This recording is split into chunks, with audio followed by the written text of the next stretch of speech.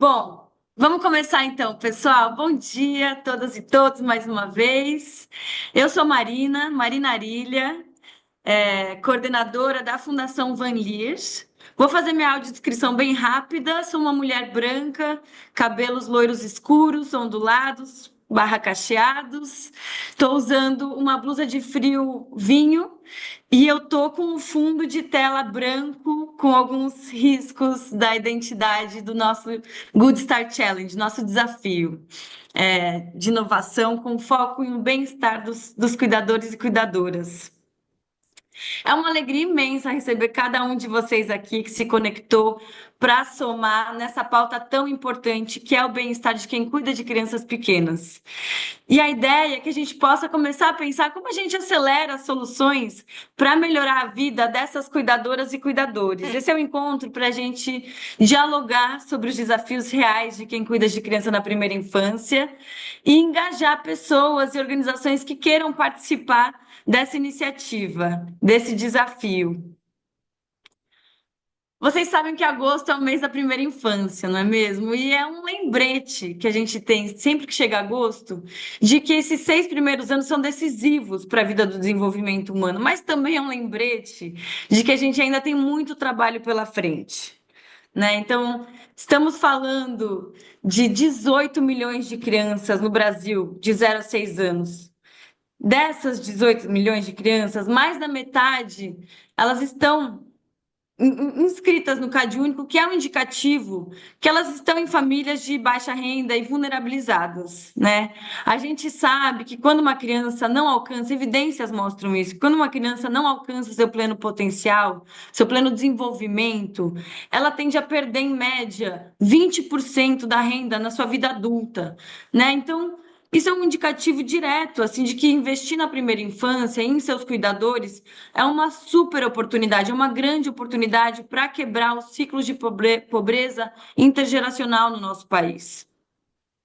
E, gente, apesar do tamanho e da importância desse desafio, os brasileiros e brasileiras ainda não têm consciência plena sobre a importância da primeira infância.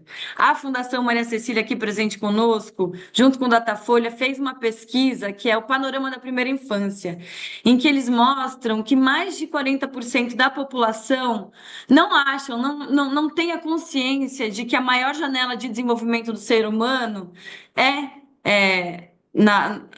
na primeira infância, né? A maioria das pessoas acham que é a partir dos 18 anos. Então a gente ainda tem muito trabalho pela frente. Mas antes de continuar, eu preciso deixar aqui meu agradecimento à Fundação Maria Cecília Souto Vidigal pela parceria para lançar esse desafio aqui no Brasil e todas as demais parcerias que temos juntos na agenda da primeira infância, as fundações investidoras no nível global desse desafio, que é a Fundação FEMSA e a Fundação Lego. Quero registrar também que essa iniciativa ela é conduzida globalmente pela Challenge Works, que é uma iniciativa da Nesta, uma organização da Inglaterra, e ela é responsável pela gestão do desafio do mundo. E por último, quero aqui também agradecer muito a Marcela, que tem nos apoiado com a articulação e engajamento, dessa iniciativa no Brasil. E aí, com muita alegria, eu passo a palavra para a Marina Fragata, que é diretora de políticas públicas da Fundação Maria Cecília Souto Vidigal, para ela também dar suas boas-vindas a todos presentes.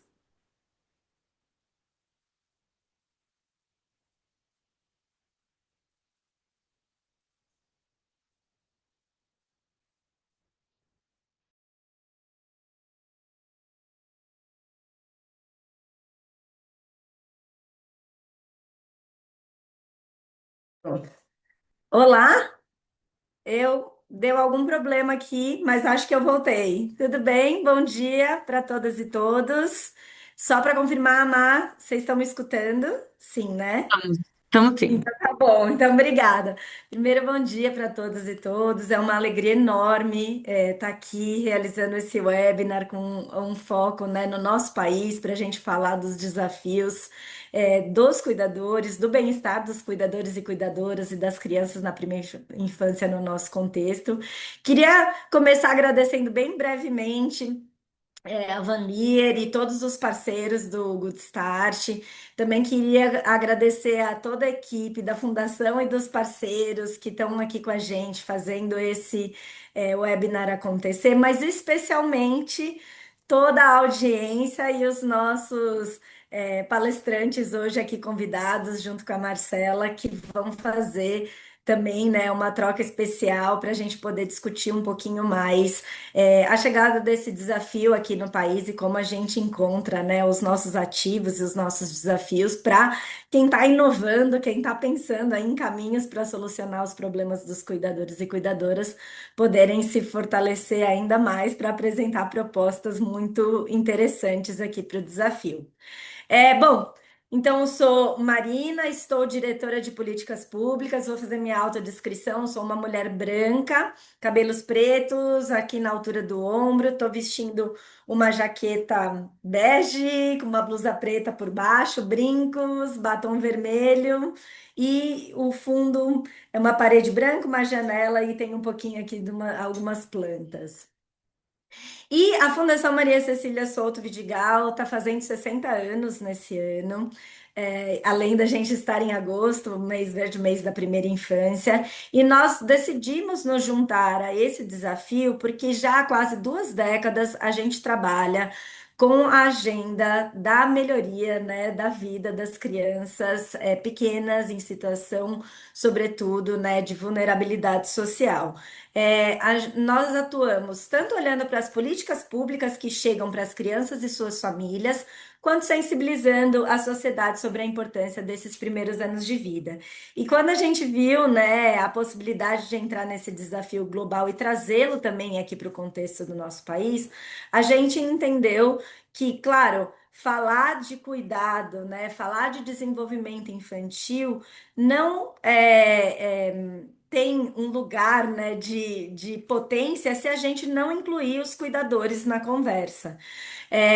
A nossa intenção de trazer esse desafio para cá foi justamente poder fazer esse olhar, né, bem focalizado na realidade e no bem-estar, nas suas múltiplas dimensões dos cuidadores, mas em especial, e quem olhou, né, o edital, também poder trazer para o debate diferentes formas de cuidado, diferentes contextos, diferentes infâncias, né? O cuidado não é único, a família ela tem múltiplos arranjos e a gente está muito, muito, muito interessado que esse desafio traga soluções e inovações que possam dar visibilidade para os múltiplos contextos, as múltiplas infâncias e as múltiplas formas de cuidar.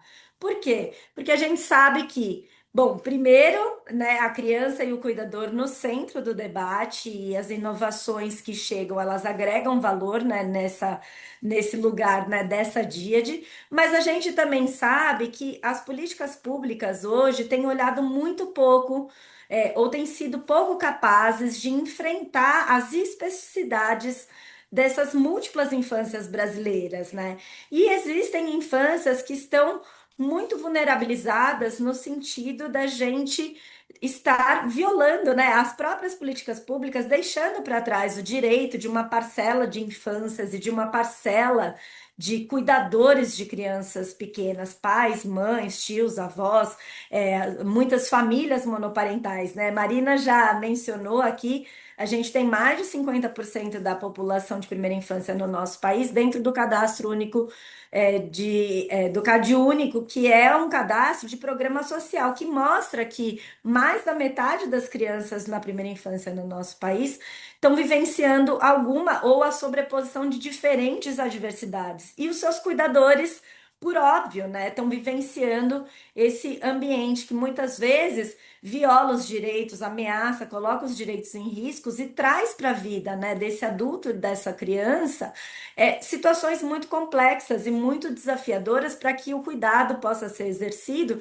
e para quem cuida, né, o cuidador tenha a saúde mental, o seu bem-estar e todas as dimensões, né, que são necessárias para uma vida feliz e próspera próspera, muitas vezes dificultada. Então a gente está muito animado de conversar com vocês que estão aqui com a gente. A gente quer fazer com que esse desafio chegue, né, em lugares múltiplos do nosso país, em contextos de crianças e cuidadores, sei lá, de famílias quilombolas, de diferentes povos indígenas, de mães, né, famílias monoparentais, solos, em contextos rurais, em contextos urbanos, enfim, em diferentes contextos de cuidar e de cuidado, para que a gente possa, de fato, ter soluções que olhem para essas pluralidades e que ajudem também, num segundo momento, a refletir por exemplo, as políticas públicas podem fazer para elas serem mais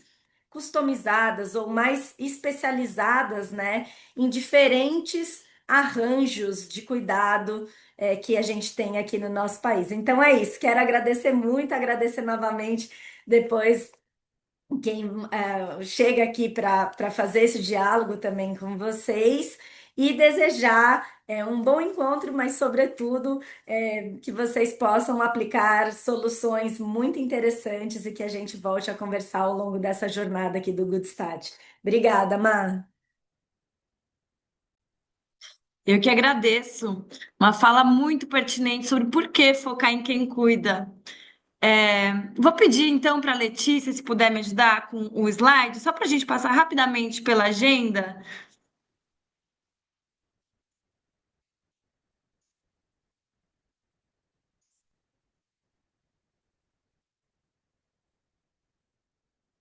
Obrigada.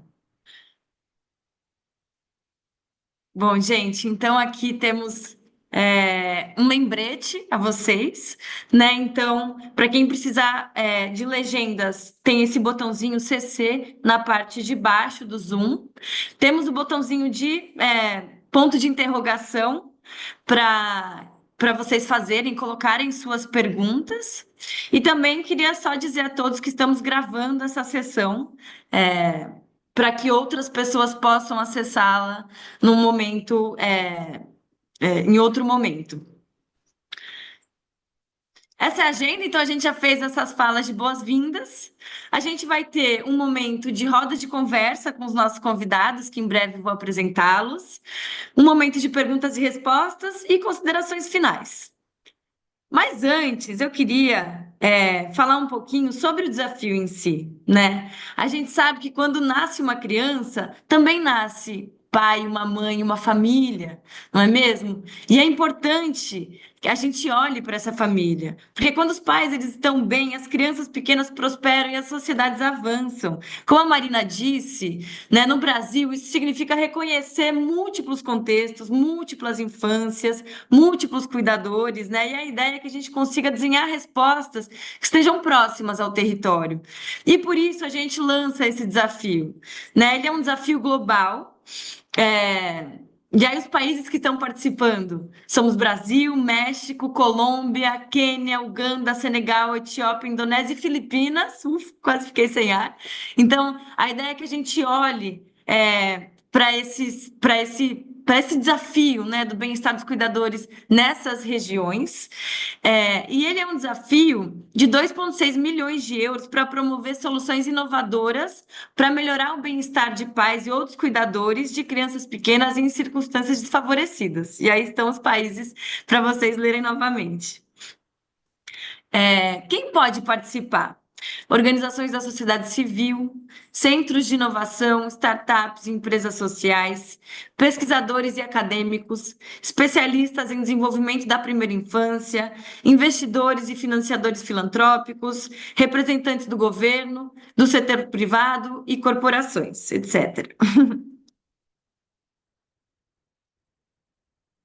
E a ideia é que a gente consiga buscar aproveitar o poder da inovação para apoiar pais e mães como pessoas, né? Então a gente vai ter aqui no próximo slide, por favor, Lê, uma roda de conversa. Antes de apresentar os nossos palestrantes, eu queria só trazer um pouquinho também os prazos de inscrição, né? Vou repetir isso depois, mas é algo super importante. É, que é As inscrições, elas vão até dia 17 de setembro de 2025, às 10 horas da manhã de Brasília. Tá bom? Isso aí é uma data que tem que ficar ali popando, colocar na agenda. 17 de setembro, às 10 horas da manhã de Brasília, é quando a gente recebe as últimas inscrições, é o nosso prazo final. A gente vai ter outros momentos também para tirar dúvidas, né? Então, em agosto e setembro, a gente vai ter chamadas individuais online com a equipe que está liderando o desafio. E em setembro a gente vai ter algumas sessões de pergunte-me o que desejar. Aqui a gente vai responder algumas perguntas e em setembro a gente vai ter mais tempo para responder mais perguntas que possam também ir surgindo ao longo da inscrição de vocês, né? A gente sabe que muitos ainda não começaram a inscrição, muitos já começaram e ainda não têm dúvidas. Então a gente tem essas 3 datas também para os desafios. Agora sim, é uma imensa honra poder chamar essas 3 figuras, essas 3 pessoas que vão participar do diálogo conosco.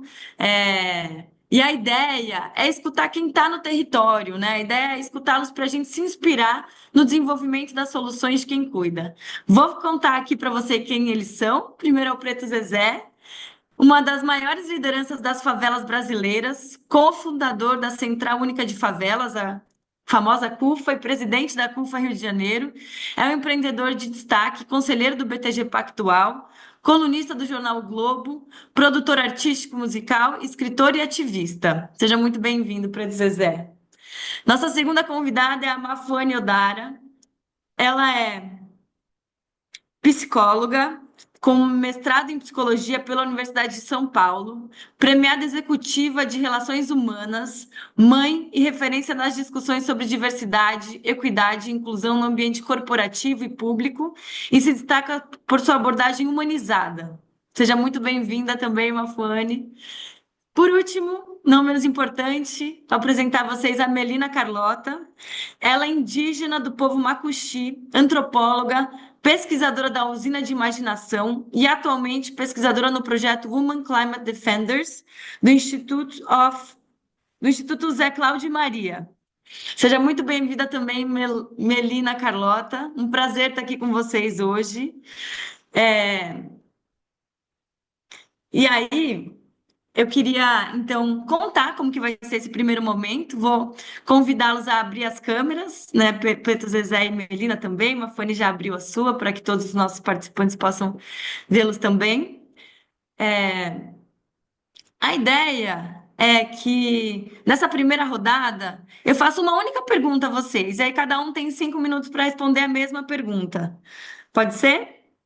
E aí, claro, na fala de introdução, vocês também podem falar, se apresentarem como vocês quiserem, enfim, fazer uma fala de boas-vindas. Então, a primeira pergunta é: quais são, na sua visão, os principais desafios que famílias com crianças pequenas enfrentam hoje, especialmente em contextos de vulnerabilidade? Então, queria convidar a Mafone para abrir essa mesa. São 5 minutinhos, Mafone, eu vou ser aqui a chata do tempo também, então abro minha câmera quando o tempo der para você perceber que já tem que começar a fechar, tá bom? Tá bom, Marina. Bom, primeiro A gente queria. te escuta bem baixinho, Mafone, se puder só. Sim, desculpa, esqueci que eu tenho que segurar aqui o microfone. Melhorou?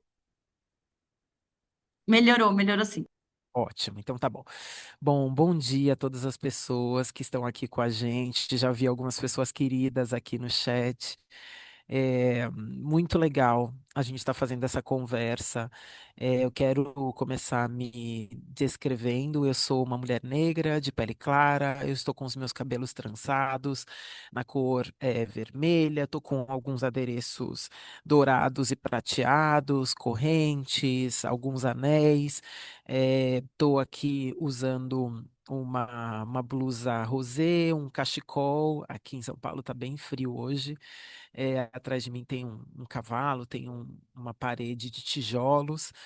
É, e eu queria começar respondendo a sua pergunta, Marina, assim, de que quando a gente fala sobre cuidar de quem cuida, a gente está diretamente relacionando o bem-estar das mães, dos pais, dos cuidadores ao bem-estar das crianças, né? Os números que vocês mostraram, eles são impressionantes. De fato, a gente tem um nível de desigualdade gigantesco, olhando para quantidade de crianças e o futuro do nosso país. Quando a gente fala sobre as crianças, a gente não está falando que elas são o futuro, elas são o presente. Então, não cuidar desse momento significa impactar as próximas gerações, e a gente já sabe que, por conta da pandemia, a gente vai ser afetado por esse processo. E quando a gente não olha para essa dimensão, a gente tem, para esse cuidar, né, para os cuidadores, a gente perde uma série de dimensões, né? Uma dimensão individual, porque a gente está perdendo o nosso potencial humano de talentos e de oportunidades, nas realizações pessoais, então desconstruindo ou não possibilitando sonhos. Essa semana eu tive a chance de estar com a hoje doutora Mirtz Renata, que infelizmente ela ficou conhecida por uma história extremamente trágica que aconteceu do menino Miguel, um garoto de 5 anos que por uma negligência e uma irresponsabilidade caiu do prédio. Vocês devem lembrar dessa história.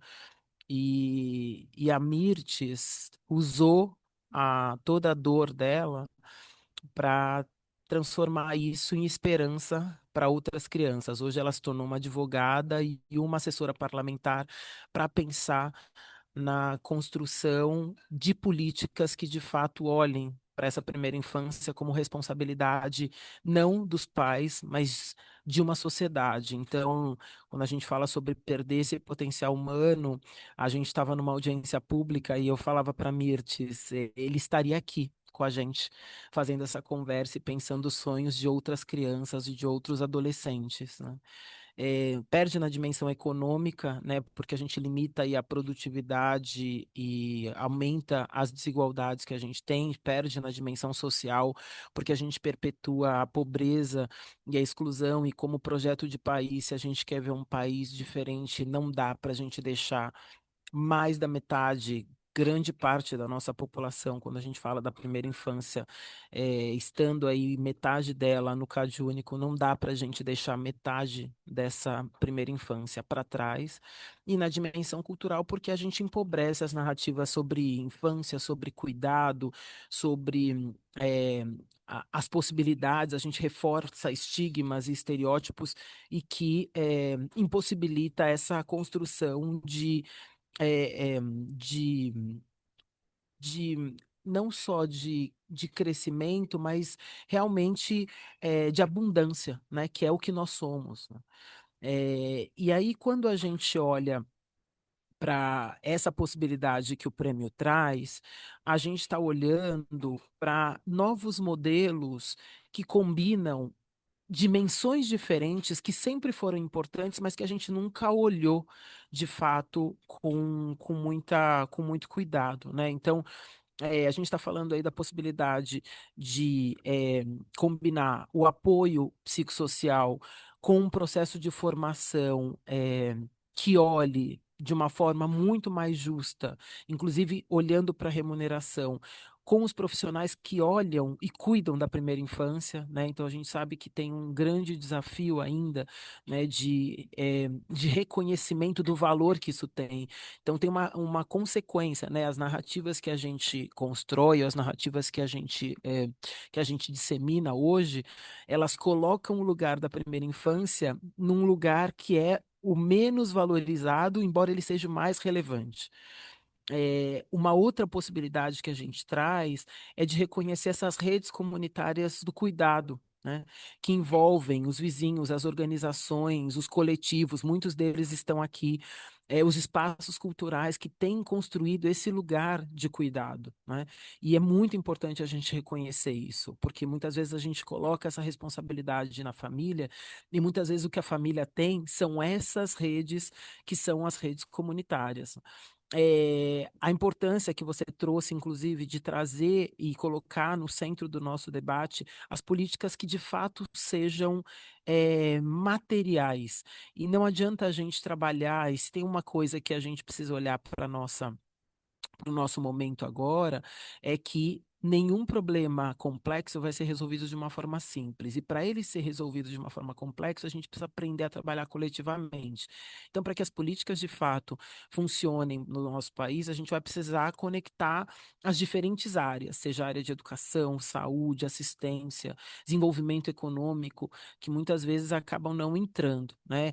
É, e, por último, a gente está diante de uma nova revolução, que é a revolução tecnológica, né? Então, como é que a gente vai usar toda essa nossa capacidade de dados e de tecnologia para identificar as famílias, mas prioritariamente para que a gente possa direcionar os recursos. Então, a gente tem a possibilidade com esse reconhecimento, com essa premiação, de olhar para essas dimensões, que não são as dimensões tradicionais de como a gente olharia esse cuidado, né?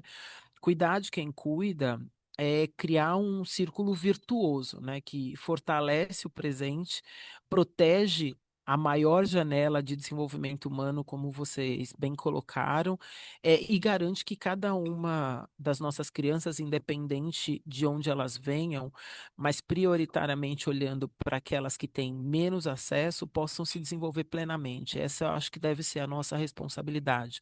Porque quando a gente tem esse olhar, a gente não está olhando só para o futuro, né? A gente está olhando para o futuro do país.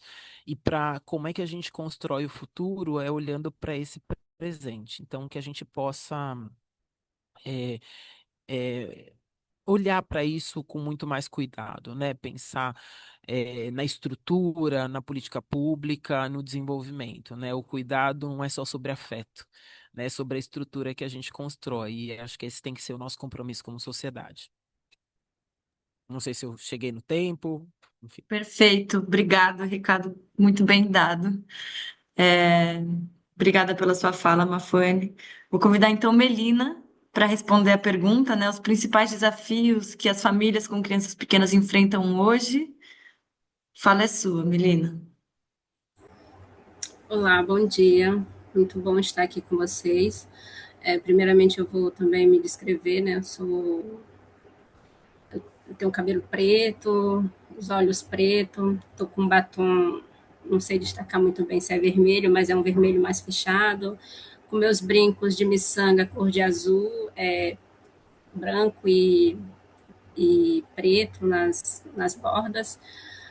E eu estou com um fundo fosco, porque eu estou no quarto, e eu estou com uma camisa meia xadrez, né, de listragem branca e verde escura.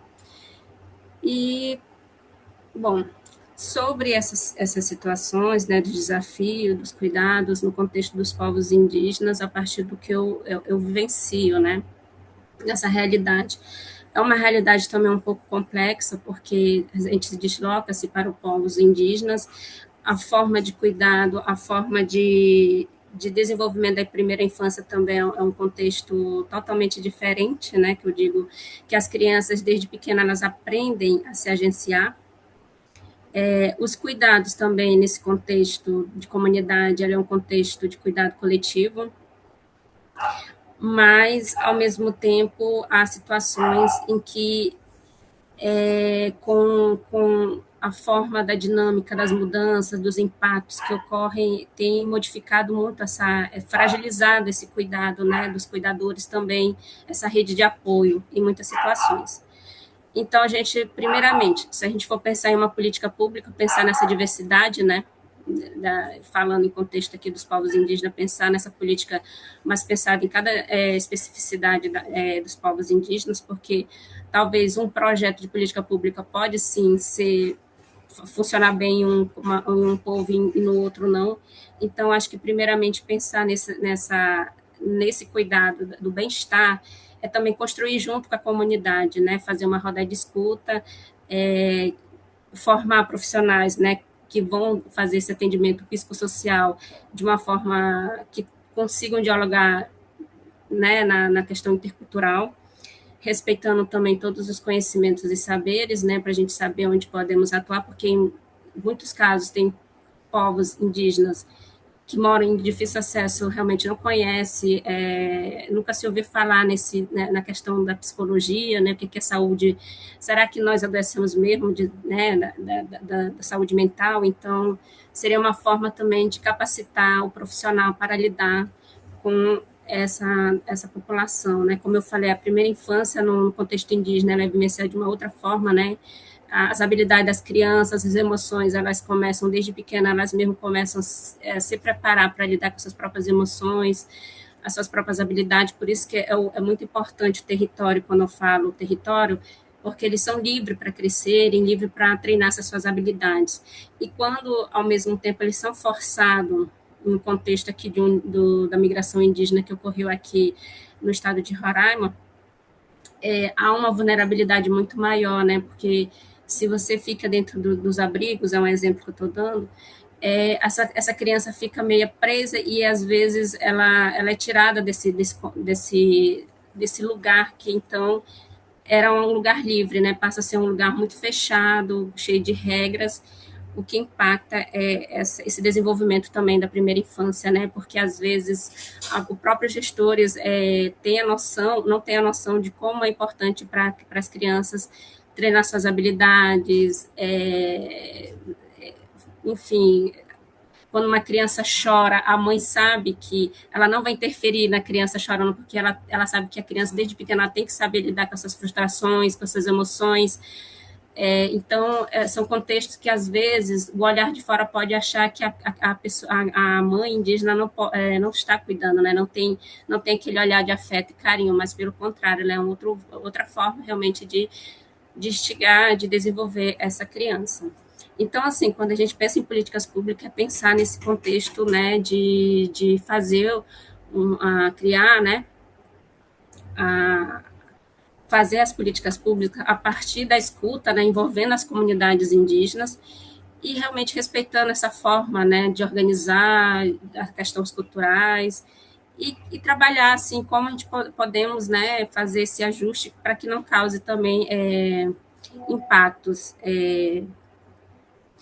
Então, nesse sentido, eu acho que é isso, a gente realmente fazer que essas infâncias se desenvolvam, fazer que esses cuidadores, eles realmente tenham essa rede de apoio, mas a partir de todo um contexto intercultural, como eu estava falando, né, a capacitação de profissionais para lidar nessa mediação, nesse bem-estar psicossocial, e que é uma coisa que realmente tem crescido muito dentro da população indígena, né? Os jovens atualmente têm sofrido muito com essa, enfim, depois da questão da pandemia que bem a colega falou, realmente tem impactado muito, né? As jovens têm adoecido, as próprias mães, então, assim, lidar com a questão da saúde mental dentro do contexto dos povos indígenas ainda é um desafio, como eu falei, é difícil falar sobre o que está sentindo para eles também, e uma forma de como conseguiríamos passar esse atendimento de uma forma também mais didática, mais compreensível possível nesse contexto. Então, são desafios, mas nada impossível. Acho que tudo parte a partir do momento que você constrói as políticas públicas, inserindo essas comunidades para uma escuta. É isso, não sei se eu estourei meu tempo. Perfeito, Melina. É muito importante, né, esse olhar que respeite as diferentes culturas, diferentes contextos dentro das políticas públicas. Obrigada pela sua fala. Vou então passar a palavra agora para Preto Zezé, responder a mesma pergunta, por favor. Olá, bom dia. Em primeiro lugar, eu queria agradecer o convite de participar de um evento desse, que eu acho que é importantíssimo a gente estar mobilizando parceiros e recursos e contatos e conexões, principalmente para quem está na ponta fazendo as coisas acontecerem. A gente está vivendo uma dificuldade muito grande de engajamento da sociedade em torno de agendas públicas e coletivas, devido inclusive à fragilidade das próprias organizações diante das dinâmicas que acontecem nos territórios onde elas atuam. Queria, minha autodescrição, eu sou um homem negro, cabelo curto, estou de camisa preta, estou aqui numa mistura na entrada do quarto do meu filho com uma biblioteca aqui improvisada. e eu atuo na CUFA.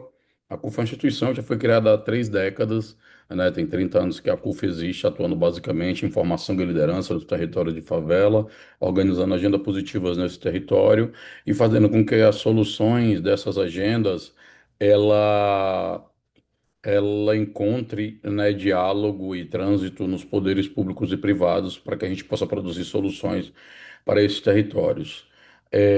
A gente, apesar de ter 30 anos, grande parte da nossa visibilidade ela aconteceu durante a pandemia, né, onde a gente teve um destaque muito grande de mobilização devido à nossa rede estar presente em mais de 5 mil favelas no Brasil e a gente está atuando nesse território há esse tempo todo. Então, as empresas acabavam procurando a CUFA para que fosse possível fazer com que as doações chegassem o mais rápido possível a um perfil específico, que naquele período eram as mães solos. Então, isso também acabou trazendo muitos elementos da realidade para que a gente possa entender um pouco a complexidade de cuidar, principalmente de crianças nesses territórios.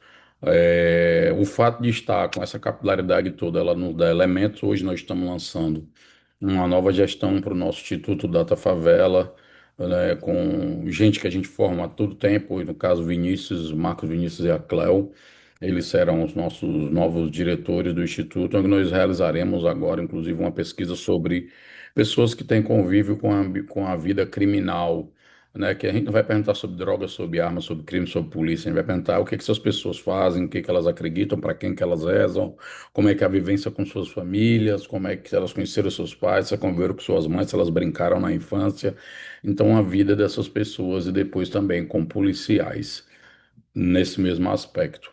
E aí, o que que a gente encontra? Na área urbana e favela, nós temos uma dificuldade que eu acho que é a primeira que eu vou trazer aqui para a gente refletir, é que o fato de as organizações se fragilizarem, nós temos até governos progressistas que ajudaram muito nas políticas sociais, a gente teve um esvaziamento muito grande e a fragilização das lideranças e das suas organizações dentro dos territórios em áreas urbanas.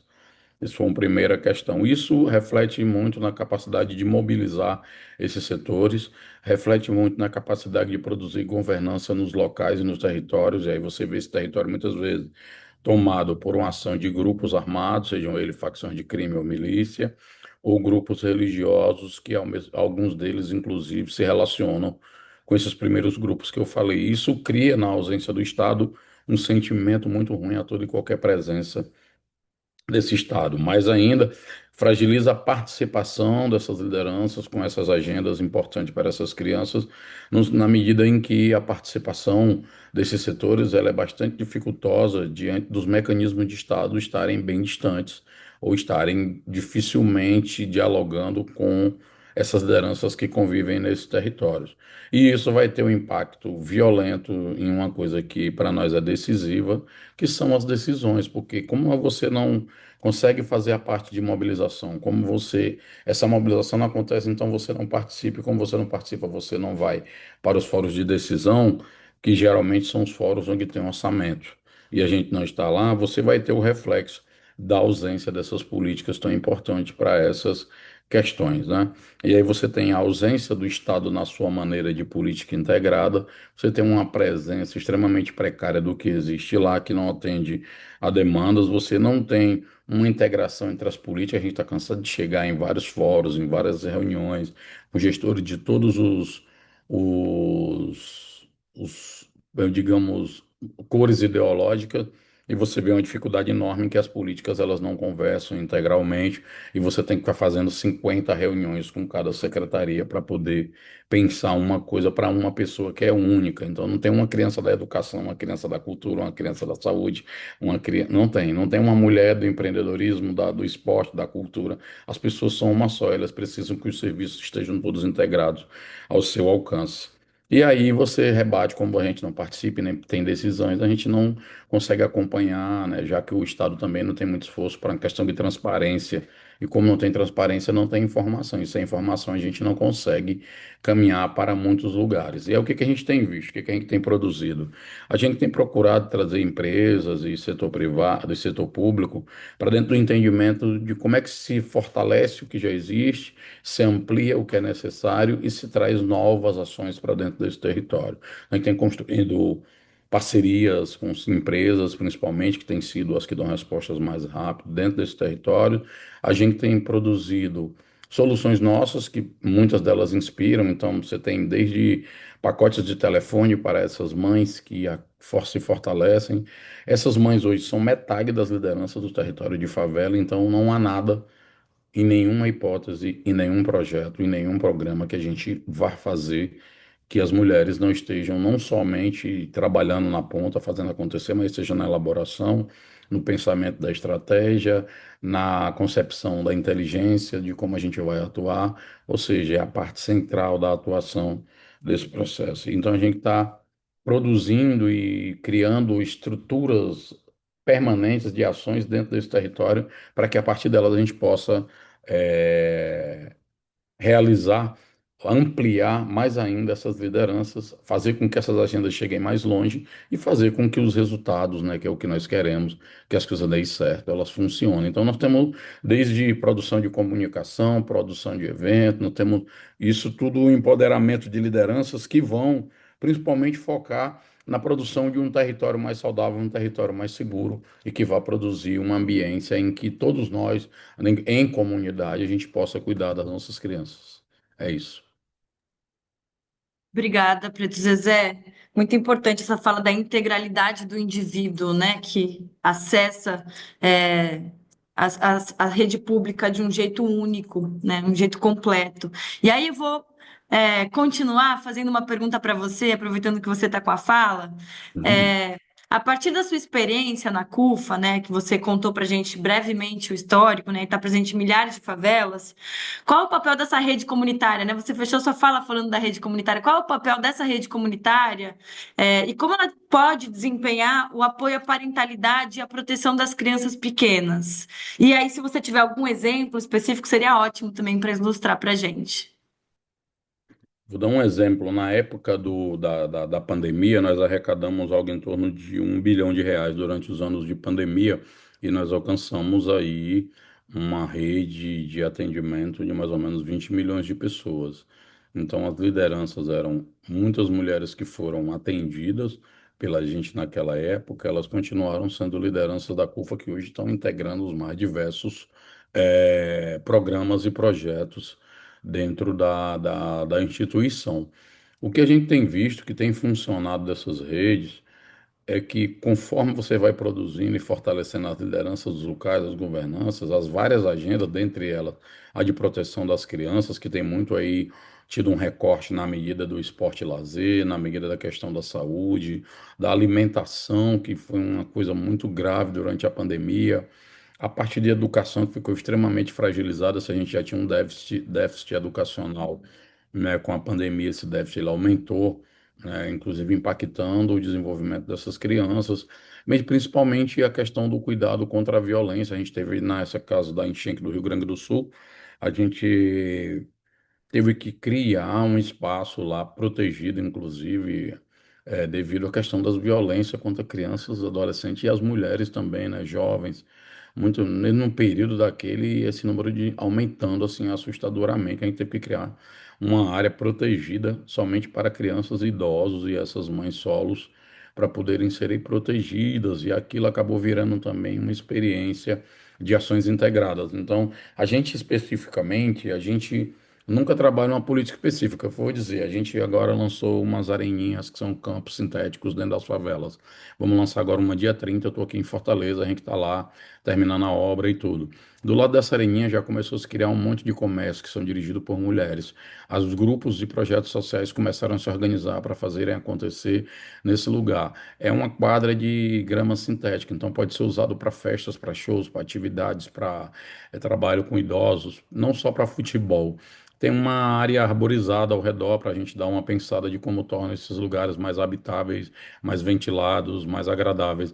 Tem um parquinho, né, tem a parte de criança, né, de a brinquedoteca, parque, e você tem uma academia também lá da área para poder todo mundo praticar os seus esportes. Então, uma ação que era uma areninha, ela desencadeou uma série de outras ações, ela meio que funciona como um cabide, né, como se fosse na linguagem médica, na acupuntura, você toca num lugar e ele vai desencadeando uma série de melhoras em outros. Então, isso são coisas, eu acho que a integralidade permanente e a junção e conexão de saberes do território e a produção de uma governabilidade todos os dias que dialoga com o poder público e privado, ela tem sido uma saída rápida, eficiente, os recursos são bem aplicados e, principalmente, fortalecer quem cuida é fortalecer principalmente a defesa dessas crianças, porque se a gente não protege, a gente pensa muito assim.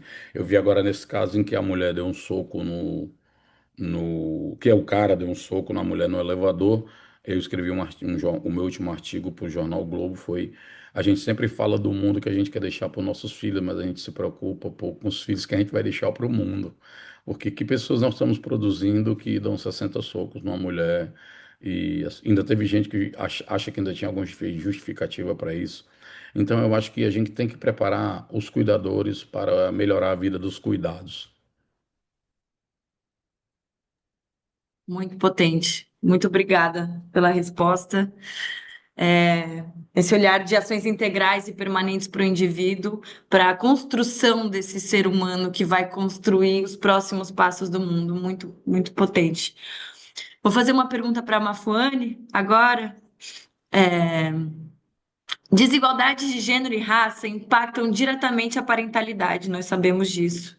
Que políticas e ações são mais urgentes para que mães, pais e cuidadores, no geral, tenham condições reais de cuidar e se desenvolver junto às crianças? E aí, de novo, se puder trazer um exemplo, seria ótimo para ilustrar, Mafone. Ótimo, tá bom. É, eu estava aqui ouvindo o Preto Zezé e assim, eu fico sempre. Ai, Preto, a gente tem que fazer mais coisas juntos, assim. Eu acho incrível a forma com que vocês conseguem, de um jeito muito assertivo, trazer todo mundo para conversa desconfortável. Eu falo que a gente precisa ficar confortável de fazer as conversas desconfortáveis, e vocês fazem isso muito bem. Parabéns, muito legal. É, eu vou começar, Marina, a sua pergunta, respondendo a sua pergunta, falando de uma das minhas decisões,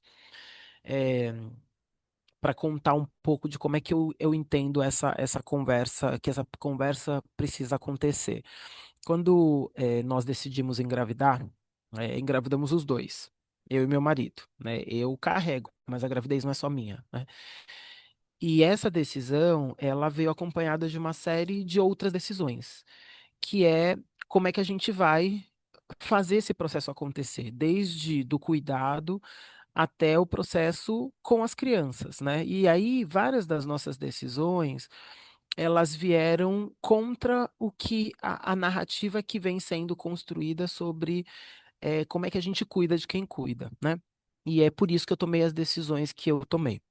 Eu sou uma executiva de recursos humanos, então o meu lugar é pensar as políticas de cuidado, de contratação, de desenvolvimento dentro das corporações. E quando eu entrei, quando eu decidi entre ser executiva e ser mãe, eu escolhi as duas coisas. E aí, Marina, eu preciso dizer que eu faço parte dos 6% de mães brasileiras que podem viver plenamente a sua vida pessoal, a sua vida profissional. E nesse sentido, a gente precisa, dentro dessa construção e desenvolvimento integral que a gente vem falando, né, quando eu trago essa perspectiva dessa parceria entre as múltiplas áreas, quando o Preto Zezé traz a necessidade de você trazer os diferentes setores, a gente precisa entender que para a gente garantir esse processo de desenvolvimento, quem cuida precisa ter tempo, renda, apoio emocional e oportunidades de desenvolvimento pessoal e profissional, tá? O que que isso significa na prática, tá? Com ações concretas? Acho que a primeira coisa que está, inclusive, nesse momento em discussão, estamos aqui no mês da primeira infância, mas também é o mês onde a gente discute a paternidade, né? As licenças parentais equitativas, né? Para mães e pais, assim, que permita que de verdade ambos participem ativamente do cuidado. Não dá para a gente achar que 5 dias para um homem que não teve a vida inteira a possibilidade de cuidar, porque ninguém deu uma boneca para esse ser. E não são só os homens, as mães também não deram, né? Ninguém educou os meninos para o cuidado, né? Que em 5 dias ele aprenda a ser pai. Isso não existe, né? E a gente precisa começar a fazer essa discussão sobre as licenças parentais equitativas. Então, acho que essa é uma primeira dimensão importante. A segunda tem a ver com a expansão da qualificação, da infraestrutura pública de cuidado, né? E eu estou falando das creches, das pré-escolas, das unidades de saúde, né, com uma atenção especial para as regiões que têm maior vulnerabilidade.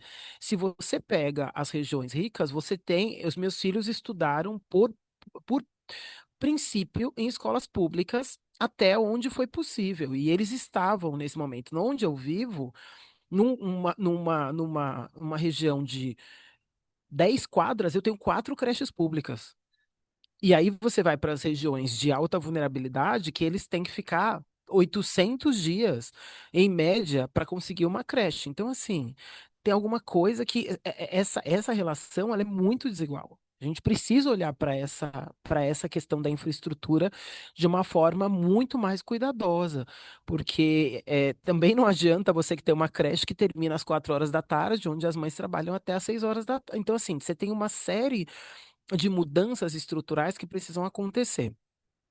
A terceira dimensão tem a ver com o que a Melina colocou.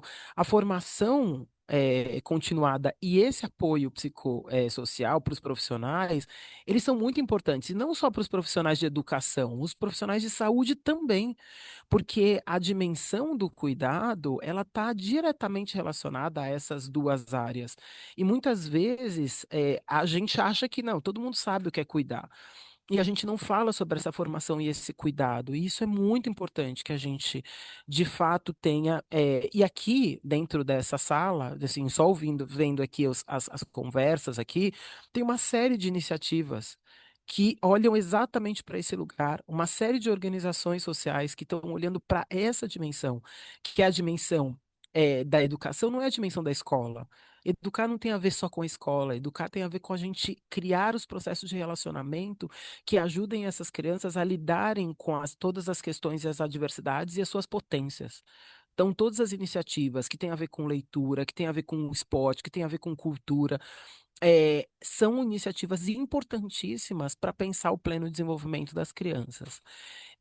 Tem uma outra dimensão que eu falei anteriormente que eu queria trazer aqui de volta, que tem a ver com a valorização salarial e o reconhecimento desse trabalho de cuidado, especialmente quando a gente olha para dentro dos nossos ambientes de trabalho, né? Porque você ainda tem muitos lugares que todo mundo adora ter mãe, mas na hora de contratar as mães, ou na hora de pensar as políticas que vão cuidar para que essas mães possam de fato exercer a sua maternidade, poder desenvolver plenamente a sua dimensão profissional, elas não olham para isso.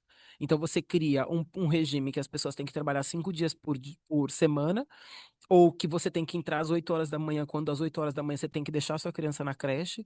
Então você tem uma série de questões que acabam não possibilitando que essas mães. Então, assim, não basta que elas entrem. Eu preciso dar condições. E aí tem uma outra questão, Marina, importante nessa questão do reconhecimento, é que quando a gente fala de mulheres e de mulheres mães, a negociação salarial é sempre pior. Porque o pensamento das mães é assim: pelo menos eu estou empregada. E aí, você já cria uma desigualdade gigantesca. Então, ou você tem políticas internas que garantam que essa desigualdade estrutural seja quebrada, ou você vai permanecer com essa desigualdade o resto da vida. Então, você tem políticas hoje dentro de companhias, principalmente as companhias. Eu venho de uma companhia de tecnologia, né? É, Dentro das empresas de tecnologia que falam, você tem a função X, não importa se você teve um salário que era 5 vezes menor, 2 vezes menor, você vai ganhar isso. Se o seu salário tiver que dobrar porque você, ao longo da sua vida, teve uma desigualdade por conta das condições de ser mulher ou de ser mãe e da impossibilidade de negociar, aqui a gente vai quebrar isso. Ou de que, por exemplo, num processo de avaliação, o fato de você ter ficado 6 meses de licença maternidade não pode impedir que você seja promovida porque você não estava lá 12 meses. Você não está sendo avaliada pelo tempo que você estava sendo avaliada pela qualidade da entrega que você fez. Se você tinha 6 meses e tinha que entregar isso em 6 meses, se isso te coloca num processo de promoção, é isso que tem que acontecer. Então, a mudança precisa vir também da construção cultural. Dessa mudança, né? E aí, por último, eu diria que um ponto importante tem a ver com que ações afirmativas a gente faz para a inclusão e progressão das carreiras de mulheres e de pessoas negras dentro desses espaços institucionais que estão relacionados a esse cuidado. Porque se eu sou mãe de crianças pequenas, e se eu sou uma pessoa negra, ou se eu venho de uma comunidade onde eu tenho que atravessar a cidade por 2 horas para ir, 2 horas para voltar, a qualidade da minha entrega não pode estar relacionada a eu passar 4 horas no trânsito. Essa relação precisa mudar. Isso são ações afirmativas, é você criar políticas que de fato promovam a igualdade de oportunidade. Então, quando eu falo sobre a minha própria experiência como mãe, né, liderando equipes e pensando esses projetos que são de grande portes, sem dúvida eu preciso olhar como é que eu ajudo a conciliar essas altas responsabilidades profissionais com o cuidado que exige uma rede de apoio sólida, com políticas que não penalizem a maternidade, né? Eu aprendi que o cuidado não é só uma questão afetiva, de fato, ele é uma questão política. E a gente precisa olhar para essa dimensão. E muitas vezes, e é por isso que eu faço muita questão de colocar os meus filhos no currículo, é por isso que eu faço muita questão de, sempre que eu tenho a oportunidade, de trazer as crianças para dentro dessa perspectiva, e é muito importante que a gente valorize esse lugar, né? E crie de fato essas redes. Tudo que eu faço e todas as possibilidades que eu tenho é porque sim, eu tenho uma rede sólida, e sim, eu tenho um parceiro, mas isso não é a realidade da minha parte. Então eu preciso segurar a porta para que outras pessoas possam entrar, e esse tem que ser a nossa responsabilidade. Quem tem mais privilégio, quem tem mais vantagem, precisa usar isso como responsabilidade. Isso não tem a ver com culpa ou não culpa, se você é rico, se você é branco, se você é homem na sociedade, não tem a ver com culpa, né? Eu sempre faço essa pergunta. E aí, Preta, tem um problema ser homem? Aí as pessoas ficam assim, nossa, mas ela tá perguntando, deve ter, né? Não, gente, não tem nenhum problema. Você tem que saber o que é ser homem na sociedade brasileira. Você tem que saber o que é ser branco na sociedade brasileira. Isso te dá lugares de privilégio que trazem responsabilidade sobre o que você tem que fazer, né? Para a gente sair desse lugar, dessa culpa, porque eu não tenho culpa do lugar, não tem mesmo. Mas que a gente use isso de forma muito mais consciente.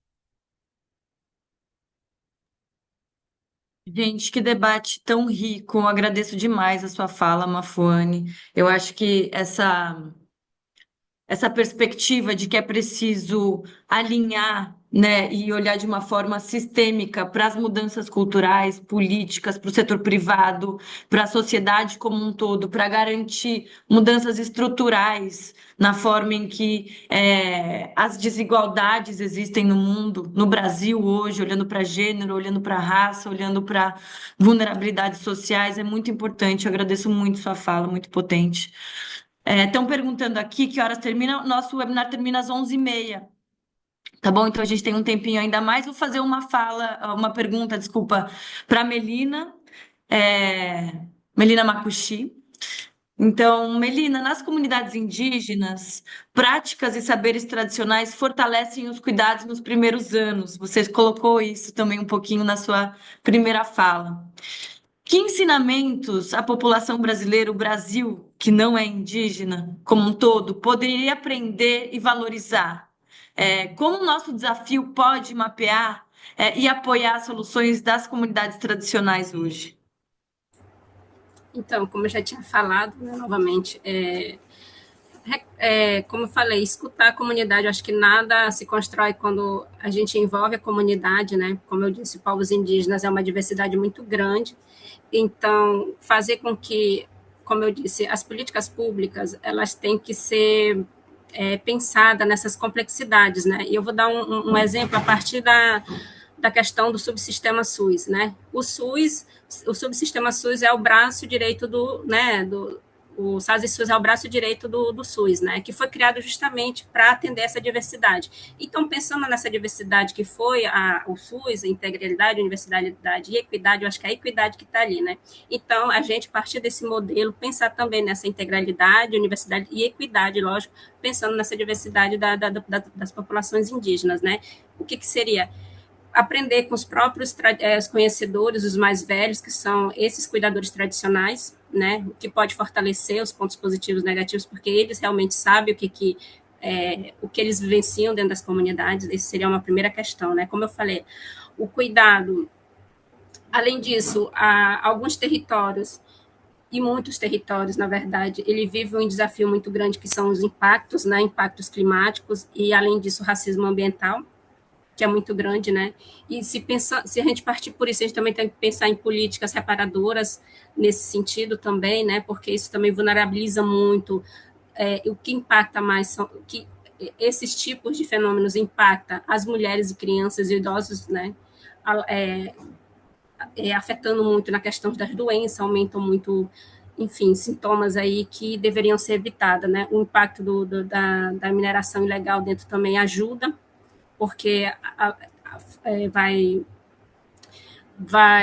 fazendo com que as pessoas, as crianças e as mulheres e idosos, eles tenham, né, adquirindo doença, desnutrição, enfim, diarreia são as causas que realmente têm afetado muito os povos indígenas, né, em sua maioria. E outra, a infiltração também das facções de milicianos dentro dos territórios também tem uma coisa que afeta também a comunidade, fragiliza, sexualiza as crianças indígenas, então são impactos que a gente tem que pensar, né?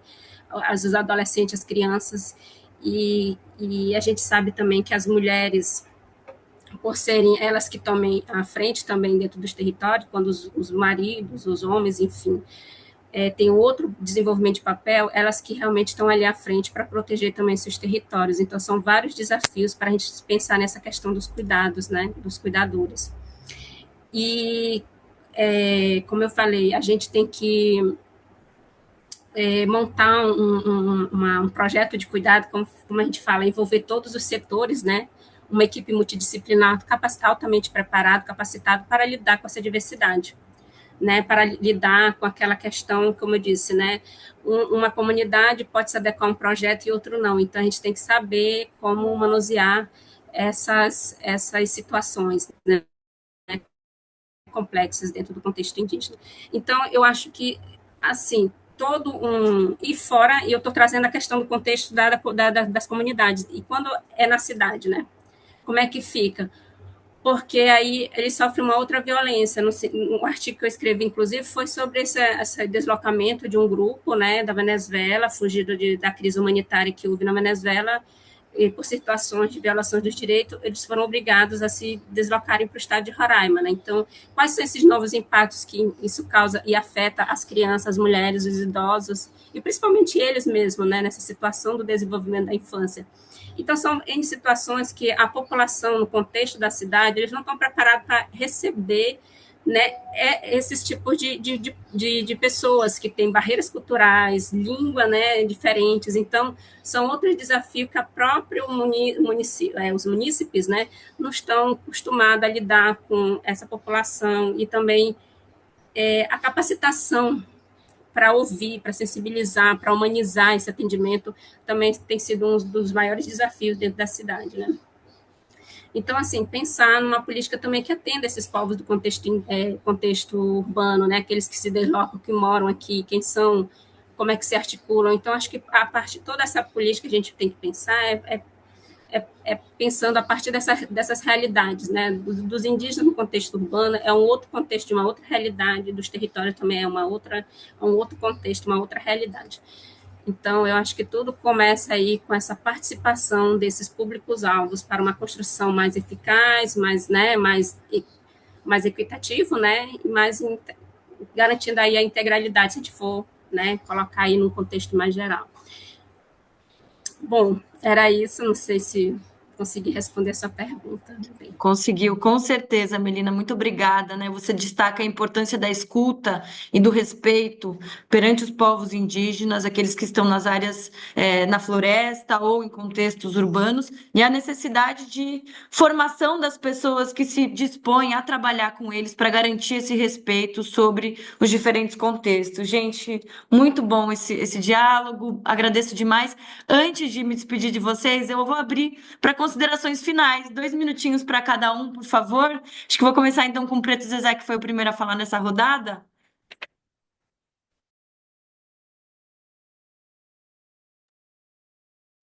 Eu acho que assim, quando você começa a perceber que a quantidade, eu estava dando uma lida aqui no início, das organizações se apresentando e delas falando de onde elas são, se você vê a diversidade de instituições, a diversidade de modelos de ações, né, as várias saídas que você tem, você vê que todo mundo vai estar aqui de alguma forma, dentro da sua realidade, com alguma solução já produzida, já feita nesses lugares, né? Eu acho que queria deixar aqui uma reflexão e também uma sugestão para as várias fundações, inclusive já parabenizando por essa iniciativa de fortalecer, né, financiar iniciativas dentro do território, é que a gente pudesse produzir também essas conexões entre os nossos saberes que a gente tem em cada lugar, que soluções já estão acontecendo, não são coisas que a gente está pensando em fazer, que vão acontecer, né? E a outra, eu acho que tem uma questão do cuidar, né? O cuidar ainda é uma coisa que ficou muito injustamente marcado somente para as mulheres. Eu acho que a gente confunde nosso modelo de sociedade, né? Patriarcal, a divisão social do trabalho, ela ainda ela deixa muito do trabalho doméstico, que é tido como não trabalho, e é tanto que não é remunerado, e quando é remunerado é mal remunerado, como um não trabalho e como uma coisa não importante. E quando grande parte desse trabalho é cuidar dessas crianças, tem que ter assim, um movimento também de educação cultural, né, para mudar o modelo de percepção, né? Eu vejo quando eu vou para reunião de pais e filhos, inclusive eu fui para uma hoje. É, lá era uma avaliação de volta das férias e tal, o que que os filhos fizeram em casa. E aí só tinham dois pais na reunião, então deviam ser só reunião de mães e pais que vão de vez em quando, pelo menos para gerar um constrangimento assim nos pais ou, no, ou na situação, porque, ah, não, mas o pai estava trabalhando, mas o pai não estava avançando, então assim, é um mexer nessa estrutura de cuidado, é uma coisa muito positiva do ponto de vista das crianças que precisam muito desse cuidado, mas é principalmente para a saúde da sociedade. Uma sociedade que não muda essa lógica de concentração de trabalho em apenas um grupo, principalmente nas mulheres, você não vai ter mudança qualitativa para a gente cuidar de quem cuida dessas crianças. Com certeza nós estaremos produzindo adultos muito problemáticos no futuro.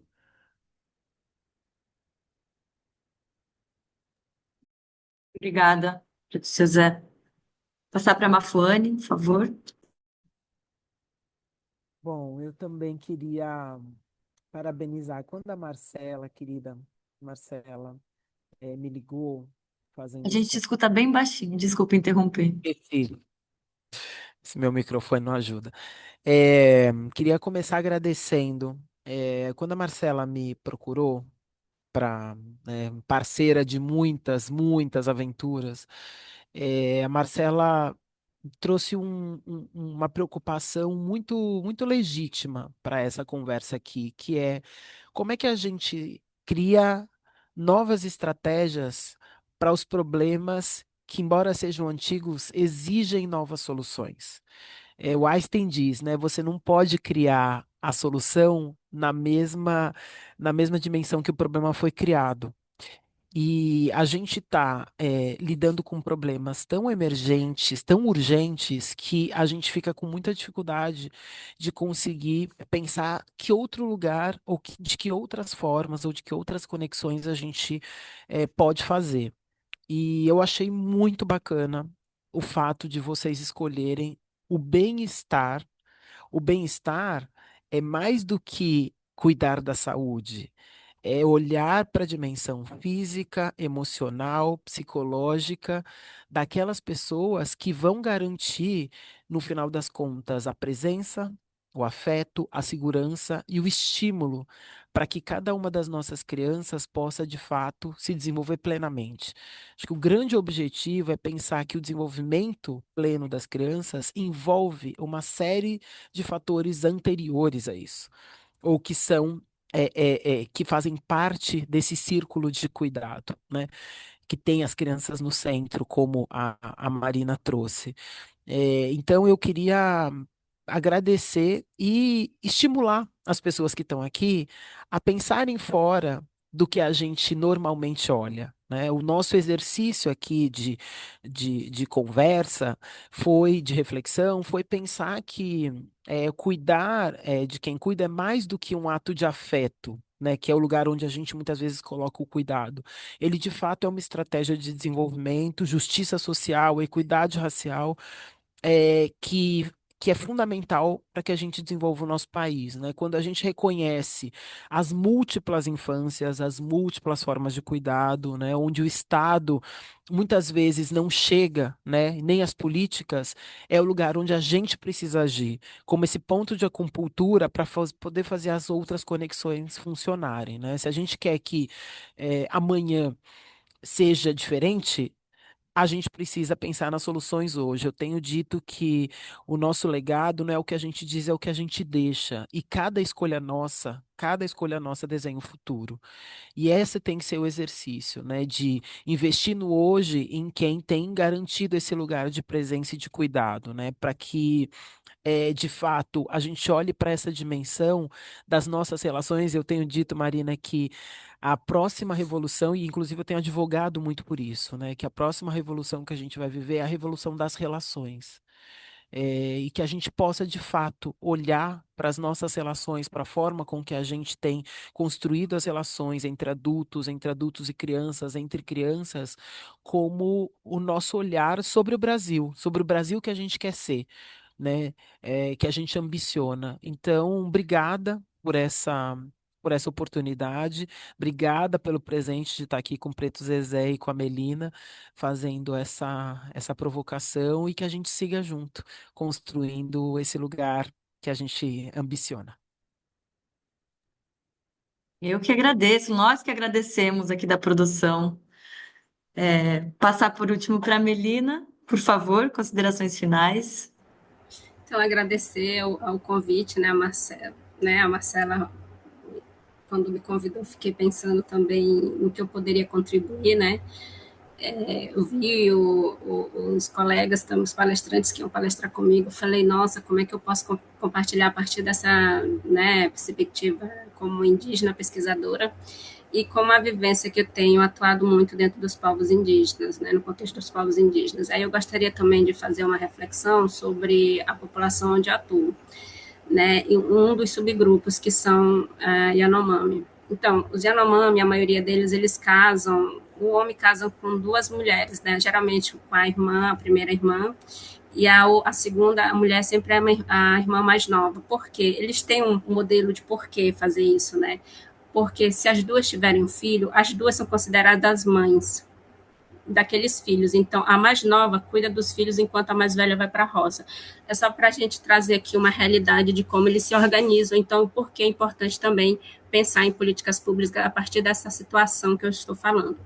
Então, quando isso é quebrado, quando há interferência das igrejas, né, dizendo que aquilo dali era uma coisa de bigamia, que não podia, eles fragilizam aquela relação de uma organização social. Então, acaba que, né, da perspectiva ocidental, de uma família nuclear, onde tem só o marido, a esposa e os filhos, eles acabam quebrando aquele costume cultural que era realmente garantir aquele vínculo de um fortalecimento do cuidado de ambas, enquanto uma vai para a roça, a outra cuida dos filhos, então elas não se sobrecarregam. Então, como também a interferência, né, o externa causa também uma vulnerabilidade. Então, são situações que a gente precisa pensar também em não causar menos impacto, danos, né, menos danos, né, como a gente também pode construir essas políticas pensando nessas formas de se organizar, com noção de família, de parentesco, enfim, né, pensar nesses cuidadores a partir dessa forma de organizar também o seu modo de vida, né, de noção de pessoa. Então, tudo, acho que o Brasil seria muito melhor e muito mais feliz se a gente realmente, o Estado respeitasse e fizesse políticas realmente respeitando essa diversidade, as políticas respeitando cada um, de acordo com sua forma de viver, sua forma de pensar, sua forma de agir no mundo. Mas é uma coisa que a gente está lutando diariamente, né? Pautando diariamente, e não é à toa que a gente estamos aqui conversando para pensar soluções e estratégias nesse sentido. Então, fiquei muito honrada em participar com duas potências também, né? A Marfane, o Preto Zezé, trazendo essa realidade, e ver que realmente, embora as lutas sejam num contexto totalmente diferente, mas as realidades da luta são as mesmas, são semelhantes. É pensando nisso mesmo, pensando nessa desigualdade, como amenizar essa desigualdade, né? Como amenizar essas situações, né? Então, como fazer essas separações e como fortalecer realmente cada grupo, cada comunidade na sua diversidade. Então, muito obrigada, Marina, muito obrigada, Marcela, vocês que estavam nos escutando. Espero que em outros momentos também a gente pare para sentar e debater com mais, né, com mais ênfase e em situações que realmente não é uma realidade distante, é uma realidade muito presente, que a maioria dos brasileiros e as populações indígenas vivenciam mais de uma realidade em que, a partir da sua realidade, né, de uma forma totalmente diferente, mas que é o mesmo sentido de luta. Muito obrigada. Uma honra imensa tê-los aqui conosco nessa mesa tão potente. Agradeço demais a participação de vocês. Eu acho que as mensagens que trouxeram estão muito alinhadas sobre a necessidade de olhar para o contexto, a necessidade de escutar as populações e desconstruir as desigualdades que estão estabelecidas intergeracionalmente em nosso país. Espero que também nosso público tenha se sentido inspirado pela fala de vocês, eu tenho certeza que sim. E aí, eu queria pedir licença para usar os últimos 10 minutos que temos aqui para responder perguntas sobre o desafio, especificamente sobre o desafio, né? Então, pessoal, aqui na parte de baixo do Zoom, tem um quadradinho com ponto de interrogação. Então, se tiverem perguntas, a gente está aqui à disposição para respondê-las. Recebemos uma primeira pergunta, o pessoal me mandou aqui. E aí, palestrantes, agradeço muito. Se vocês tiverem outros compromissos, a gente sabe que a agenda de vocês é super complexa e corrida. Fiquem à vontade também. Enfim, falo aqui em nome de todas as organizações que estão organizando o desafio. Foi uma honra tê-los conosco. Só que eu queria aproveitar e pedir licença, que eu teria que sair mesmo agora, com a questão mais doméstica aqui de casa. Tá bom? Obrigada, Preto, é um prazer. Beijo a todo mundo, beijo, Melina, e obrigado pelo convite. Que agradeço.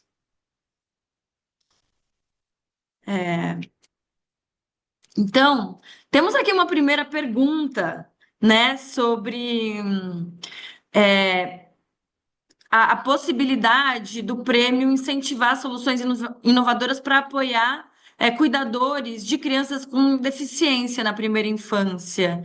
Então, queria dizer que a gente ainda não sabe quais são as iniciativas que estão inscritas, né? Mas com certeza a gente está muito aberto para olhar para esse tipo de iniciativa que tem um foco em cuidadores de crianças com deficiência. E aí eu aproveito para dizer que nenhuma das organizações financiadoras, nenhuma das fundações que compõem esse grupo, né, que está organizando o desafio, somos parte da mesa de júri, né? Então a gente fez uma composição, fez alguns convites para algumas pessoas no nível internacional.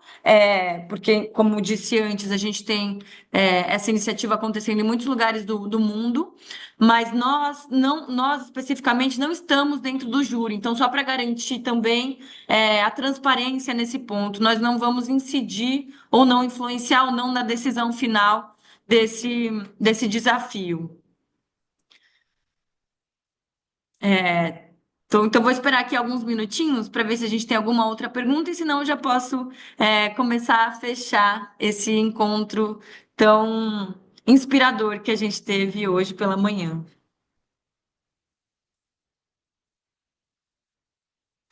Recebemos outra pergunta aqui, que é se vocês podem participar em um consórcio ou em equipe. Ou em equipe, né? Sim. Vocês podem participar como consórcio, como equipe. E aí, se participar nesse modelo, é importante indicar uma organização como participante principal, né? Então, para quem não conhece muito o termo de consórcio, quando duas organizações se juntam para se inscrever em uma ação específica. Outra pergunta que surgiu aqui: as soluções precisam já ter sido testadas ou implementadas, ou pode ser soluções novas?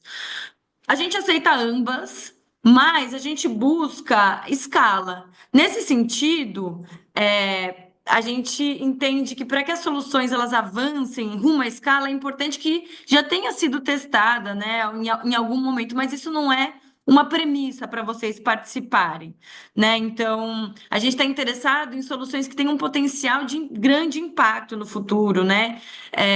E aí, então, a gente não busca especificamente ideias completamente inovadoras que a gente nunca tenha visto. A gente busca algumas soluções que já tenham tido algum desenvolvimento e demonstrado sua eficácia.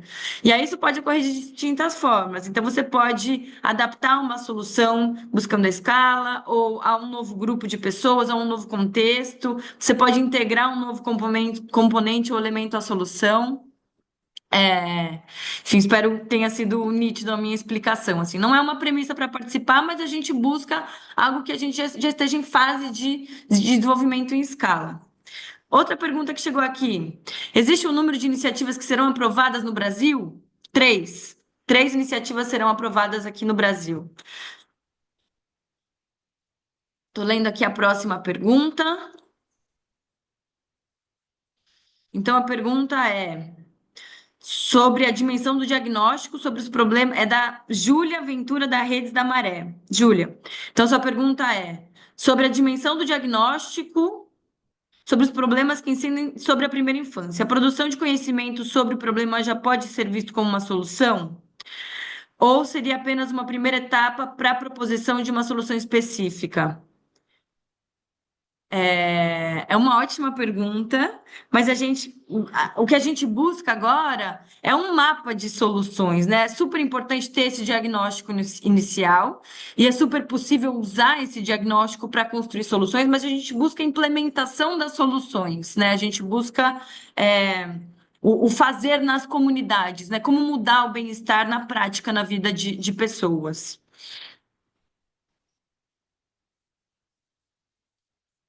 Temos aqui mais 4 minutinhos. Esperar aqui para ver se a gente tem mais alguma outra pergunta. Bora colocar então os slides. Lê.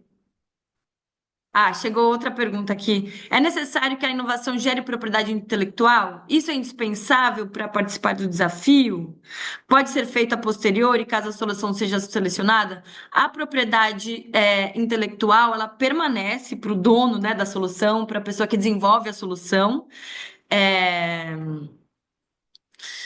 E E aí, para você participar do desafio, se a solução não for sua, é importante que você tenha a permissão para o uso dessa propriedade intelectual, né? Todos os participantes eles têm que estar dispostos a compartilhar as informações sobre a solução no desafio. E aí a gente tem ali algumas políticas de privacidade, né? Que vocês podem entrar no site e entender ou participar das próximas sessões de dúvidas.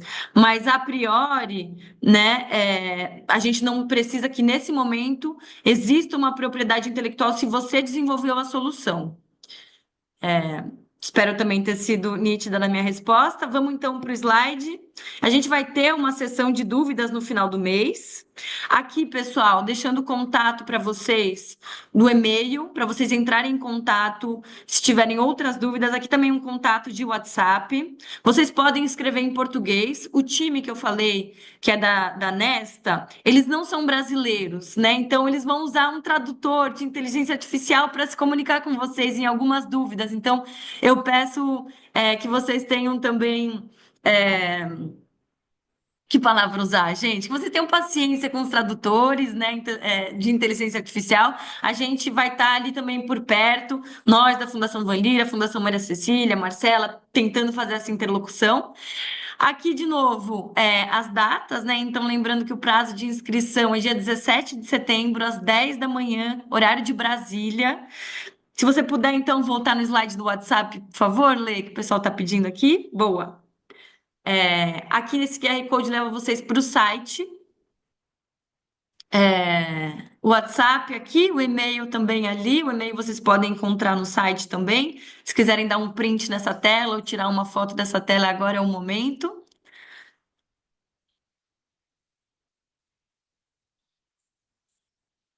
E aí, passando para o próximo slide, a gente tem mais um minutinho de quero terminar no horário para respeitar o tempo de todos e todas.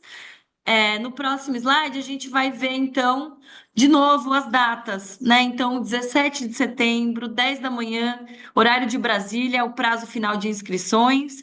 A gente vai ter esses outros momentos de perguntas, né? Então, a gente titulou esses momentos de pergunte-me o que desejar, sempre com relação ao desafio, pessoal. Então, é o que desejar, focando no desafio, nesses três momentos. E aí, esses horários, eles. Não sei se eles são horário de Brasília, pessoal, eu acho que não. Deixa eu ver aqui, vou pesquisar rapidinho. Então. 8 AM, você para o horário de Brasília.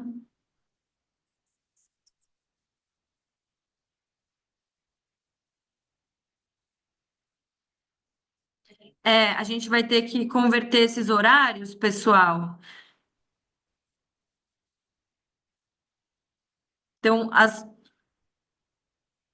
não sei se alguém puder me ajudar colocando no site os horários, no site não, no bate-papo, os horários, ou a gente pode também, é, enfim, colocar isso no site em algum momento, né, sobre os horários de Brasília, ou mandar convite para vocês. A gente vai disparar também no WhatsApp lembrete sobre esses momentos, e aí, enfim, quero agradecer. Eu acho que é isso. Pessoal, se vocês tiverem alguma dúvida, ali está o WhatsApp, o e-mail. Agradeço demais a todos e a todas que puderam estar aqui conosco. Foi uma honra, mediar, aprendi muito, durante essa hora e meia que estivemos juntos. E eu acho que é isso. Muito obrigada a todos e todas.